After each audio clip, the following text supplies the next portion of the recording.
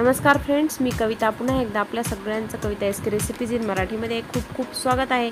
चला तर आज आपण पाहूयात शिळ्या पोळीपासून एक रेसिपी पाहूयात। मस्त चटपटीत अशी लहानांपासून मोठ्यांपर्यंत खूप आवडेल अशी रेसिपी पाहूयात। तर ह्या दोन शिळ्या पोळ्या होत्या।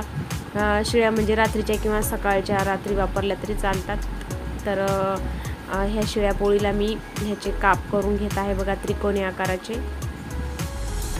खूपच चटपटीत होते ही रेसिपी, खूपच छान लागते खायला, एकदम तोंडाला चव आणणारी रेसिपी आहे। आणि पोळ्या पण वेस्ट होणार नाहीत आणि एकटीलाच राहिलेल्या पोळ्या खाव्या लागणार नाहीत। तर ह्या पोळीचे काप मी तळून घेते छानपैकी। मस्त तळलेली पोळी खूपच छान लागते खायला। तर ह्या पोळीला मी मस्त ब्राऊन कलरवर तळून घेणार आहे। आणि पुढची प्रोसेस कशी आहे ती त्यासाठी नक्की तुम्ही व्हिडिओ शेवटपर्यंत पहा, मी पुढं काय काय करणार आहे ते। तर ह्या पोळ्या बघा अशा तळून घेतलेल्या आहेत छानपैकी। मुलं तर खूपच आवडीने खातात, पिझ्झा समजून। पिझ्झासारखंच लागतं खायला, खूप टेस्टी लागतं। किती सुंदर दिसत आहे बघा तळलेली पोळी। अशीच जरी चाट मसाला टाकून खाल्लं तरी पण खूप छान लागते। सगळ्या पोळ्या बघा अशा पद्धतीने तळून घेतलेल्या आहेत। आणि आता पुढची कृती आहे, मी याच्यातल्या काही काढून ठेवते, काही पीसेस, आणि काही पोळीचे तुकडे काही घेते।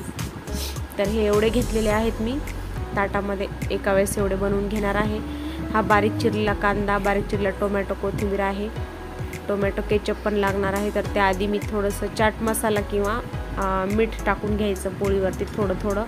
लाल तिखट टाकायचं थोडं थोडं, नाही टाकलं तरी चालतं, ऑप्शनल आहे।